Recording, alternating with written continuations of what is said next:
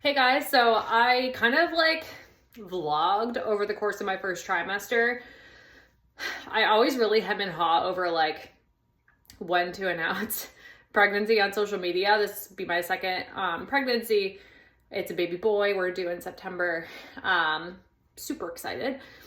And if you kind of like tell people earlier, you have more support, you feel less isolated. If you tell people later, maybe if anything's gone wrong, you have less people to update you, but it can feel a little bit more isolating. So I always hem and haw, but this time I was like, well, I'm still gonna kind of like share what I was going through in the first trimester, no matter how it looks, because I don't know, I think that's a lot more authentic and like a real honest look at what a first trimester can look like. Because I think a lot of the times women get through their first trimester and they're like, that's over, that was awful, but I'm great now. And then they share on social media.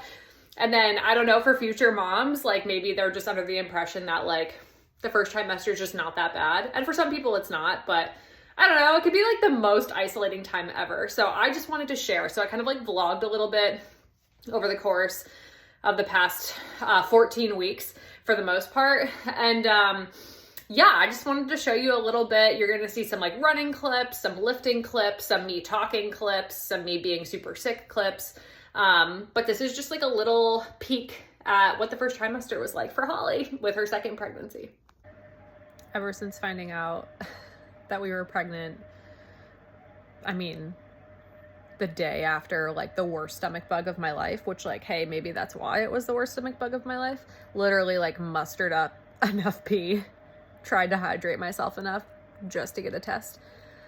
I have been working really hard on repleting myself because I was really hoping to get a break between like stomach virus and pregnancy related nausea and food aversions, and something I've been doing almost like every week or more than once a week so far these past few weeks is making bone broth from scratch, which I have a link to on my website that I'll share, and just like drinking it either throughout the day or like at night like I am now. And it's really rich in glycine, which is an amino acid that's super important for a lot of things, but especially potentially reducing like pregnancy related symptoms, and also helping baby grow. Also obviously lots of collagen in bone broth as well, which is important for growing a whole new set of bones and cartilage and stuff in a human, and then also in my own changing body. So pro tip, drink that bone broth. It's a lot cheaper than buying a collagen supplement, which I also have done, and I will make smoothies and balls from my cookbook and like throw collagen in there as well, because typically with protein intake, it does increase during pregnancy, and if you're able to consume more protein, it can help improve nausea. So I'm running 12-minute miles right now. My heart rate is 150 beats per minute. Nothing against a 12-minute mile, but usually my heart rate is that when I'm running like 8:30s. So things are happening. Out for a walk because it's actually not that out. I look super put together. Definitely feeling very tired. Owen has not been sleeping past like 4 this week, so that's been rough, and I'm feeling it. I did a strength workout today, but I modified it quite a bit just because I was so tired. And sometimes when I start working out, I start to get less tired, but that did not happen today, so I took it easy. And now just getting some fresh air before hopping on some client calls.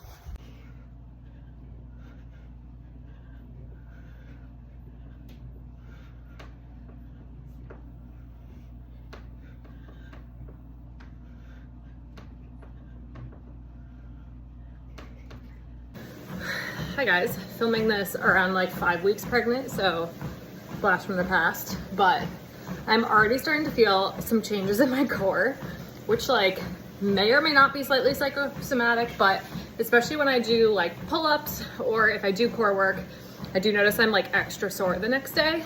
And these things aren't bad. Like, I'm not going to stop doing anything yet, but it's really good to tune into your body and start to say, okay, there's a certain threshold where maybe I'm going to have to like modify these things. So I'll show you how I start doing that over the course of the first trimester, second pregnancy. What does it say? Promoted to... What? Promoted to what? Yes. Somebody's having a baby. Oh! Hi. I'm just getting ready to go do what I'm hoping will be a long run. And it's funny, I've been like having a little bit of an internal battle around like, I feel good, so I'm gonna go work out. I know that's good for me. It's safe, it's healthy, all that good stuff. And then I'm like, well, should I take it easy though? Am I gonna be like really tired later? Because sometimes when you're pregnant, at least for me, I feel good and I'll go push it. But then, and I'm like, oh, that was great. But then I kind of pay for it later and I get really, really tired. So I've been trying to find a bit of a balance on that just because now I have a toddler and all these other responsibilities and I like just don't want to be exhausted later in the day if I can avoid that. I'm also having just like a little bit of anxiety around having had placenta previa last time and being put on pelvic rest. I'm like, is that going to happen again? If I work out, am I going to like harm the baby or myself? Because I just haven't had an ultrasound yet because it's still super early and I don't know if I'm going to have that again. And how I'm approaching it is basically just going and acting like everything's normal because it is, you know, as far as I know. But yeah, it can be hard, especially in that first trimester. So solidarity, and hopefully my long run goes well today.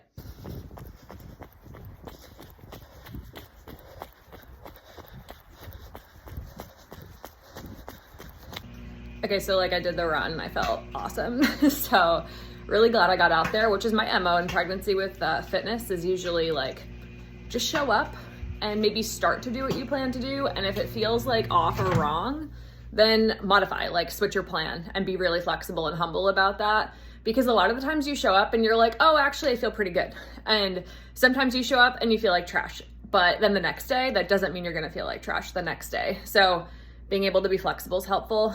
Another thing is, ever since getting that positive test, I feel like I always crave things that traditionally pregnant women aren't supposed to have. But a fun fact that I teach in my pregnant athlete course, you can have like cold cuts as long as you zap them in the microwave. It's going to probably kill any bacteria that are there that are raising like the risk during pregnancy, which is why it's not recommended to have them, because they might be at a higher risk of contamination, but so are things like lettuce. So I just try to do my best and regard food safety. I also crave like sushi a lot in my first trimester and my second trimester too. And I have it. I tend to choose things that are either cooked or just not raw versions of seafood. So it could be like a vegetable roll, which has pretty much no risk of contamination, or like a California roll where the imitation crab is cooked. With seafood, typically the risk is, again, raw fish might be contaminated with bacteria that you might be more susceptible to getting sick with and it affecting baby while pregnant. But it's a pretty low risk. You think of, you know, women in countries where sushi and raw fish are the norm. You know, it's something that, again, I just try to be mindful of where the sushi's coming from and regard food safety. So just a fun fact there. It's always funny as a dietitian when I can kind of tell that people don't necessarily understand why certain foods are off limits or recommended just to not be had during pregnancy. When people do things like order their first meal, you know, postpartum in the hospital, and it's like sushi. And I'm like, well, the risk with sushi was foodborne illness. I don't really want to get that the day after I have a baby either, like throwing up and having diarrhea with probably a lot of healing to do down there. Doesn't sound fun either. So again, food safety, important always.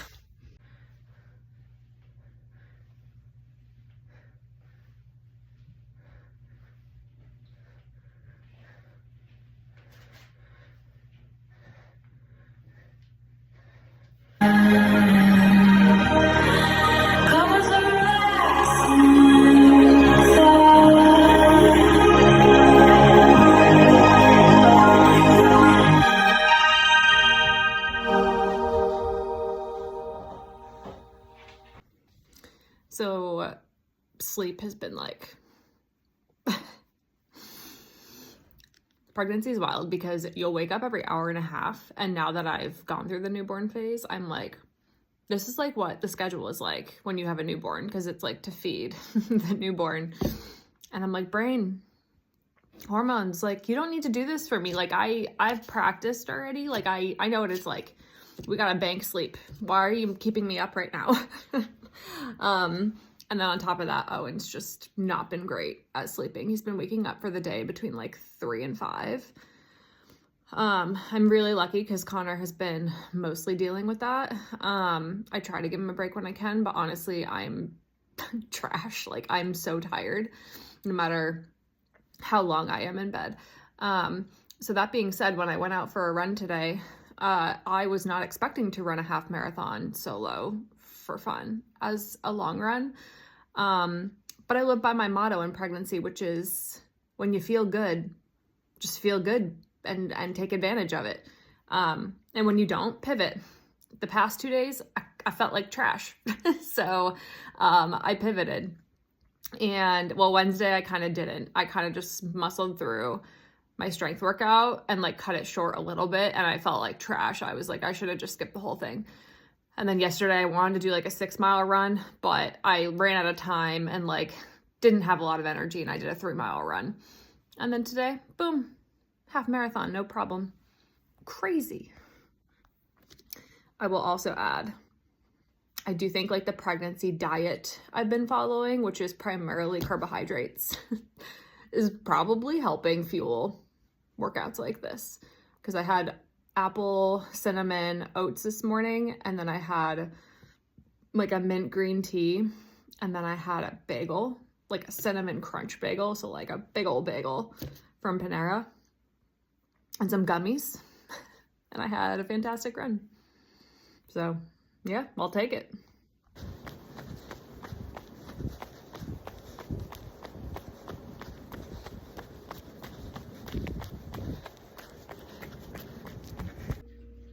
So this week it's been like a mixed bag. I'll wake up and be like, I feel totally normal. Had a great half marathon long run the other day that I wasn't really planning on doing. I thought maybe I'd get in like 8 to 10 if I was lucky. And then I felt great, and I had done like a couple 10 and 11 milers, so I knew I wasn't like pushing it too much by doing 13.1. And so yeah, baby did their first half marathon. And then other days, like today, I wake up and I'm like so tired. And it's 2 days after the half marathon, so I don't think it was like just because I did that. I felt pretty good yesterday. Owen's been in a sleep regression too. We're all kind of tired. But my MO in pregnancy is to show up anyway, and if it feels real bad, pivot the plan, but still show up and do something, because a lot of the time you show up and you actually are like, oh, I feel pretty good. And then you run a half marathon, which is cool. So fast. Oh, and you're running with Mama?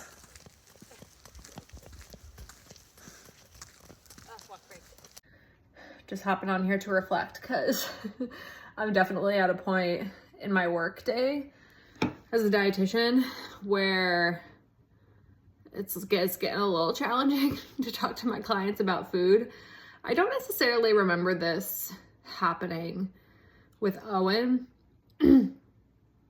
but I could have just blocked it out. But, you know, I talk to clients about food all day long, and it definitely takes a little bit more dissociation to not gag sometimes about the food we're talking about.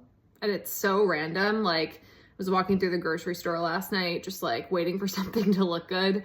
And pretty much just, I would look at something and be like, nope, everything sounded bad. I just choked down a protein bar because, very similarly to my last pregnancy, meat is the enemy. Like the first 2 weeks after I found out, post stomach bug, I was like, get in all the animal protein, because I know that I'm probably not going to want this come mid first trimester. And that is correct. It's last pregnancy was pretty much a vegetarian. So, which is tough because that's not really like me. And I'm just like protein averse in general, except for like dairy, and like pumpkin seeds. So yeah, I just choked down a protein bar that I literally gagged over. And now I've got a Pop-Tart, some oranges, and some peppermint tea to hopefully make it all better. So wish me luck. Had our ultrasound and everything was good, which was great because I get so anxious going into those first appointments because you just want everything to be okay. And my heart truly goes out to people who have experienced loss because it's brutal, and there are no words. But we had our first ultrasound. It went great. It was actually like an abdominal ultrasound, which I wasn't expecting. I was expecting like the probe. So they actually couldn't see the placenta yet, which means there's no previa maybe, which is just different from my last pregnancy. So hopeful that continues. Haven't had any of those symptoms. But I wanted to come on here because I have been noticing like almost immediately, like probably at 6 or 7 weeks, I'm 9.5 weeks now, that there's like a lot of coning and doming in my core with like pretty much any like ab-centric movement. I just videoed myself doing pull-ups. I posted it on Instagram stories, and I'm like truly curious to see like if anyone notices the massive amount of coning in my core. I'm sure it's just me because there's like this much visible of my midsection, but yeah, that's new. So trying to be mindful of that and think about, okay, just because I can do something doesn't mean I should, or without modification to get like better core engagement. So I'm trying to work through that. But yeah, super early. I remember my first pregnancy being like, they keep talking about coning and doming, and I don't think I saw it until like the 3rd trimester, just because my core was really strong and like had never been put through trauma like that before. So yeah, this is new. It's like immediate. I still have a really strong core. I didn't really have much of a diastasis postpartum with Owen, but definitely still some considerations there that I'll be looking at. So when you're pregnant in your first trimester, your blood volume expands a ton, and this can make blood work look a little bit anemic, especially if you also have depleted nutrient stores. And so pretty normal. I've been feeling pretty good, but I did 2 rounds of blood work, and it was like kind of a lot of blood, like 10 vials plus each time in the past week. And after the first round, I still felt pretty okay. After the second round, oh my God, I felt so bad, like trash. And of course, the results over the course of a week just show that I'm more anemic after taking blood that my body's working overtime to make more of right now. So my nutrient stores are really good because I work on that and did before pregnancy, but I'm zonked. So I am running an 11-minute mile right now, and I can talk, but it's a little hard. And I'm just hoping with less blood giving over the next few weeks, it comes back and I feel better, because I've been feeling really pretty good, but just sharing. So things were going actually pretty well. I was feeling better and heading into 11 weeks. And then last night I just got super nauseous and had like Ritz crackers and ginger ale for dinner, and woke up nauseous several times overnight, couldn't really sleep, had crackers overnight. Finally fell asleep for maybe an hour at like 5 a.m. and then woke up and tried to have like a normal breakfast and threw it up. and really traumatized Owen when I did that. Solo momming while throwing up is not, it's like a new level unlocked of motherhood. So I'm like, do I have a stomach bug, or is this pregnancy? My midwife seems to think it's maybe a virus. So I was doing so well. I'm hoping it goes away. Just me and my emotional support Powerade. If it's a virus, this will be the second stomach virus I've had while pregnant. It's not fun. Don't recommend. 0 out of 10 stars.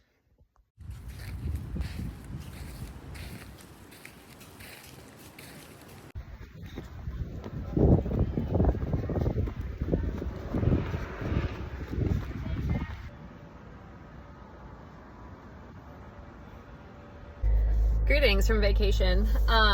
So when we left for vacation, I was getting over like either a stomach bug or like a weird 24-hour mega increase in pregnancy nausea / vomiting, which like usually I don't throw up from pregnancy nausea. I just feel food averse and nauseous. But anyway, it was that I was having some pelvic and like SPD pain, a lot of pelvic floor tension from running and walking and standing and like pretty much doing everything but lying horizontal, which is super concerning in the first trimester, because I didn't feel any of that until like late in the third trimester, and I was able to resolve it completely with just stopping running, which is obviously not really something I want to be doing at this point quite yet, when medically I'm perfectly cleared to run.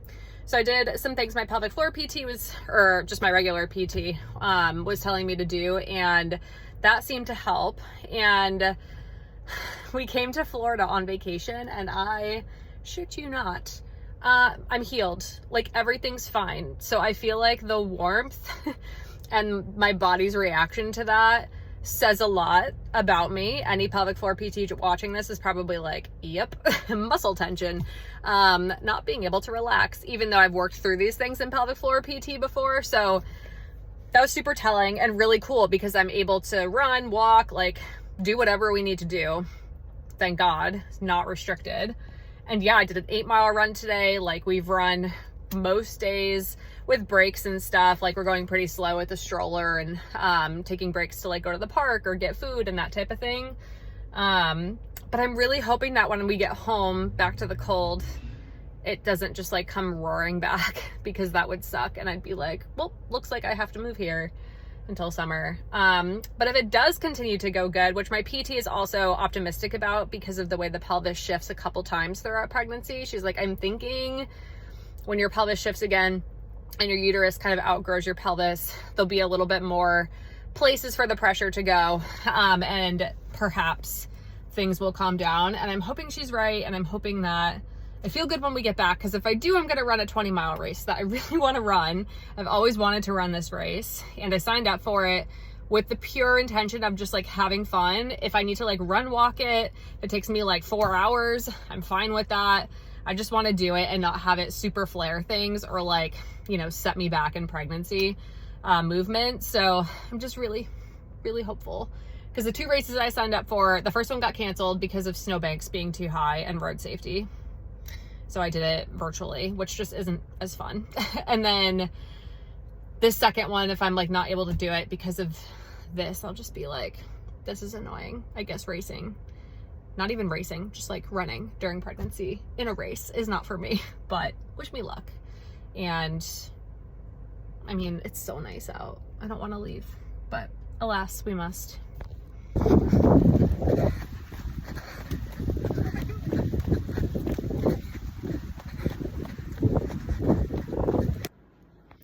Hey, making a super real video. So I was initially hoping to run a 20-mile race this weekend. I was feeling super good in Florida last week, like no pelvic pain, running like 8+ miles, walking, like totally fine. I was like, oh, I'm super confident I'm going to be able to do this if I feel like this when I get home. Been home for a week, feeling okay. I definitely am noticing still some like pelvic funkiness. That's better than before I left to Florida, but it's not as good as when I was in Florida. The weather also looks like kind of cold rain, snow, like ish on Sunday. And I really have no desire to run in that. And I know that that type of weather will probably just make my pelvic floor worse, because that seems to be the trend with me right now. So I'm trying to make a decision. I've been like back and forth all week. I've had runs this week where I'm like, oh, that was great. Like, I'm totally going to do it. Totally confident. And then other times where I'm like kind of achy and sore at the end of the day, or I'm like, oh, the weather sucks, I'm not doing it. So I drove the course this morning with Owen he was taking a car nap, and they had everything marked. So I don't think it's getting canceled, even though it might like sleet and snow. And they had everything marked, and I was like, oh, I really want to do it. Like, it's so pretty. Like, it's just such a beautiful course along like the seacoast. And then I did like a short run and lift today, and I was just like, I don't feel that great. Like, I feel okay, but like for 20 miles. And really, I just don't want it to set me back. I don't want to be in pain. Like, that's just not worth it to me.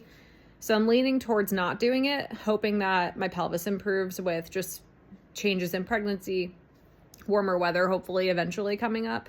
And maybe I can do like other races in the future, and I don't like set myself back with this one. But it really stinks because I probably could do it and like run walk it and probably have some discomfort that I get over after a few days. But it's like, should I do it?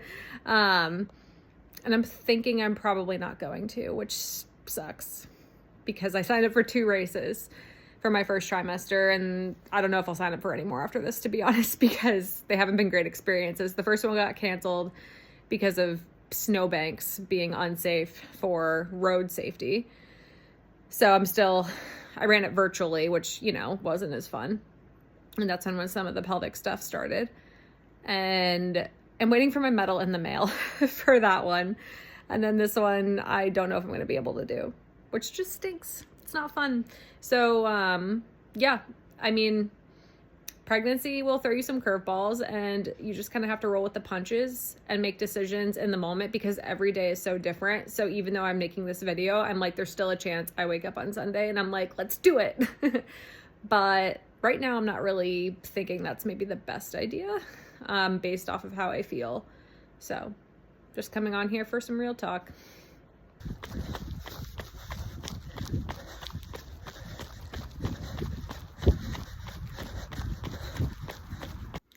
So Connor and I had we had like our second ultrasound yesterday for baby boy. And the like appointment afterwards was with my GYN. So my nurse practitioner, who is my GYN, she doesn't deliver babies, but she practices at the group practice that I go to. And typically they have you try to see like a lot of people in the practice, all the different midwives, because you never really know who's going to be at the hospital across the street when you go give birth. But they're all fantastic. I've really liked all of them. So we are back at this practice for round 2. Anyway, I love my GYN. I think she's hilarious, so funny. And I'm, thinking like, I'm sad I couldn't do my 20-mile race yesterday, and feeling a little defeated on the exercise front, but it's okay. I'm going to pivot. And I'm just like sitting there waiting for her to walk in. She walks in and she has a student with her. And she goes, so this is my marathoner client who like runs the Boston Marathon, and she runs like a bunch of marathons while she's pregnant. And in my head, I'm like, like half marathons, and I haven't run a marathon while pregnant. Technically I have, but like not really.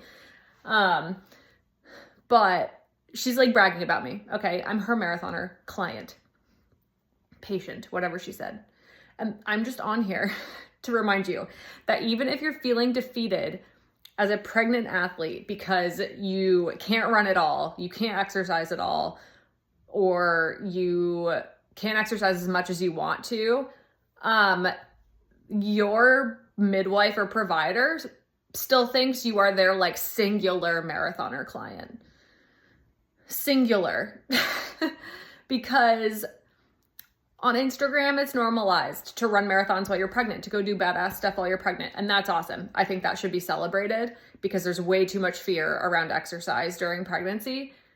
But out there in the real world, like no one is doing what we're doing. Even if that's run walking a 5K while pregnant. Like that's just not common. So give yourself a break and a high five, and remember that you're probably your doctor's only marathoner client, even if you're not really running marathons when you're pregnant. Okay? Hey guys, so I was just doing a little walk on the treadmill. That's why I look crazy. It's really wild to me now that I'm in my second trimester, like officially, how much more energy I have. I was just like zonked for so many weeks. I mean, at like 8 p.m. I mean, even earlier than that, I would just like muscle through till 8 p.m. and then go to bed, not sleep that great, and then still be exhausted when I woke up at 7 a.m. And it's funny, my husband's in bed right now because he doesn't feel that great. He's kind of sick. And I'm just like, I'm gonna go for a walk. I'm gonna do some laundry. Like, I could not fathom, even like 2 weeks ago, doing this. So I'm just like very grateful for that second trimester. As my friend, my best friend who's currently pregnant right now from childhood calls it, she's like, I've entered the promised land. And it's true, at least for me. I do tend to feel a lot better in my second trimester. Grateful for that. All right, I wanted to talk about some supplements that I kind of cycle through when I'm pregnant, which I am right now, and what I've been doing. So this is the prenatal that I take. It is the needed prenatal. I take the multi-essentials, which is their 3 capsule dose. In my previous pregnancy, I did use like their bigger, like 8 capsule prenatal, but I think I only got up to 8 capsules more towards the end. And I actually don't need as much vitamin D this time around because I got that so optimized pre-pregnancy, but I'm on this maintenance dose. But something I really love about these supplements is you can buy them with citrus oil in them. And when you put a little pill on your mouth in your first trimester and it makes you gag, or it tastes like vitamins even at all, to have just like a little bit of hit of citrus flavor, genius idea. Genius idea. So I take this. I also do take some extra choline, especially if I just feel like I'm not doing a great job getting this through my diet. Choline's primarily found in animal protein, and I have like a huge aversion to that, especially in my first trimester. This time around in pregnancy, I've been doing a lot better in my second trimester with that so far. But choline is something that's missing in a lot of prenatals, and there is some in here. But we're kind of finding and estimating that actual choline needs for pregnancy are much higher than what's currently recommended. So I take a supplement. It's a tiny little gel capsule, not a huge deal. The next thing that I take is Needed's pre and probiotic. You can look for any probiotic, but you want them to have the following strains: Lactobacillus reuteri and Lactobacillus rhamnosus, because they are associated with a decreased risk of developing group B strep, which is something you're not tested for in pregnancy until like 36 weeks with a rectal swab. But if you test positive, you have to make the decision of whether or not you're going to be hooked up to IV antibiotics during labor. And I personally would like to prevent that. So I took this in my first pregnancy too, starting in the second trimester. Again, just didn't really consume a ton of probiotic rich foods either, because I didn't like any of them. So taking a supplement with those strains in particular is really helpful for me. So that's something that I do in my second and third trimesters to help prevent that. Can also help prevent UTIs, which you're more prone to in pregnancy. The next thing that I'm taking is a good old omega-3 fish oil supplement. I kind of take this as needed. If I'm doing a good job getting in my fish, like 2 to 3 times per week, I back off taking it. But if I'm not doing a great job with that, I usually take 1 or 2 of these. DHA recommendations in pregnancy are at least 400 to 500 milligrams per day. And 2 capsules of this has about 900 milligrams. So I usually take 1. But a lot of people aren't getting enough DHA, period, let alone when they're pregnant. So high potency, good quality fish oil supplement is what you're looking for. And I love Nordic Naturals. My husband takes this one as well. Something I haven't had to do this time around is extra vitamin D. I might have to add it back in when I'm breastfeeding, because I choose to help baby get vitamin D through the breast milk by supplementing 6,000 to 7,000 IU per day. That worked great with Owen. So I'm just kind of keeping that on hand for later. And then something that I do keep on hand with pregnancy is a gummy prenatal. Now, these are not high potency. I do not recommend them as your only prenatal the entire time that you are pregnant or for preconception, because they typically just don't have enough in them. They have enough folate, but that's about it for most people. And even third-party tested ones like Smarty Pants have tested like lower than they're supposed to be when they're extra third-party tested by places like consumer labs for things like vitamin D. They just kind of come up short. And that's just because it's hard to fit vitamins in a gummy. But I keep these on hand for the first trimester for the days where I absolutely have a hard time swallowing pills. This really didn't happen much this time around like it did with Owen. But I like to keep these on hand for those challenging times. So at least you're still getting in something, which is better than nothing. And next, let me take you upstairs.